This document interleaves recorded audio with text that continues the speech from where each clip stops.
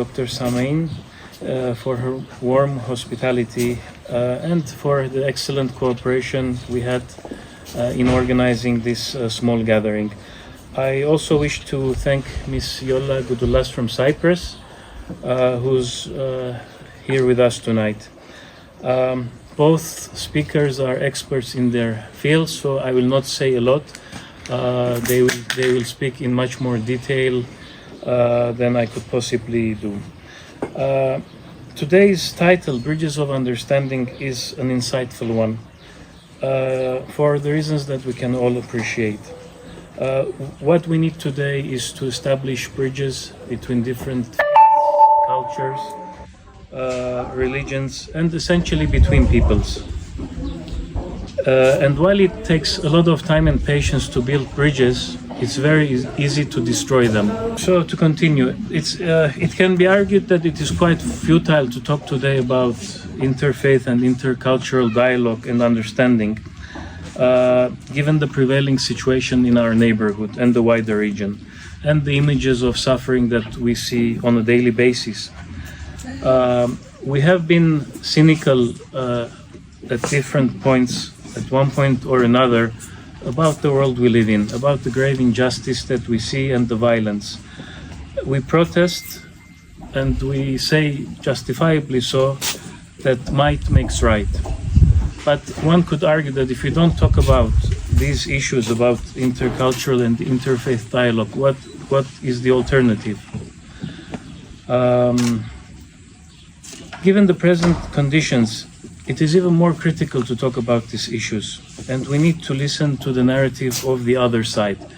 And when I say the other side, I don't really mean the other side compared to us. The other side can be whoever they may be. It can be us, and it is a message to the other side that they need to listen to us and to understand this narrative. Recently, I was watching an address made by a Harvard graduate about the issues we will talk about today. It was quite a powerful and thought-provoking speech. And he also acknowledged the obstacles and challenges before us. I just want to make a few references and quotes from the observations he made. First, the opposite or the counter side of division isn't necessarily agreement, but understanding. We don't need to agree with what others say, but at least we need to make an effort to understand. And understanding, basically, he argues, begins when the certainty with which we advance our thoughts and arguments comes to an end, and we start to have some doubts. Also, unfortunately, people speak, but they do not listen to each other.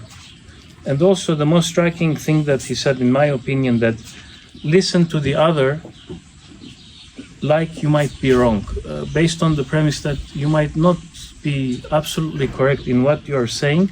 So based on that premise, listen to the other side and try to understand what he or she is trying to tell you. Ladies and gentlemen, in a few days' time, the 6-month Cyprus presidency of the Council of the European Union comes to an end. During these 6 months, the government of Cyprus made an effort towards fostering intercultural faith and dialogue and mutual understanding. And also this evening's event is a small contribution to that effort. You all know about the prevailing conditions in Cyprus, my home country, and the illegal military occupation that has been ongoing for more than 5 decades. I will not get into the political considerations and about the unacceptable state of affairs that has been persisting all this time, which is against international law and the UN Charter. But I would like to emphasize the importance of intercultural faith and dialogue with respect to Cyprus. Now, both Greek Cypriots and Turkish Cypriots have managed to keep the channels of communication and interaction open during the last 5 decades or so, despite the obstacles involved. And it is imperative for both communities to talk and to listen to each other to understand the narrative of the other side, and to respect and acknowledge the viewpoint of the other. This dialogue has allowed us to see the elements also that bind us, the things that are common to both communities: our love for our homeland and the determination to exist free of foreign intervention. So once again, thank you for being with us tonight, for sharing your time with us, and I look forward to the deliberations that we will have.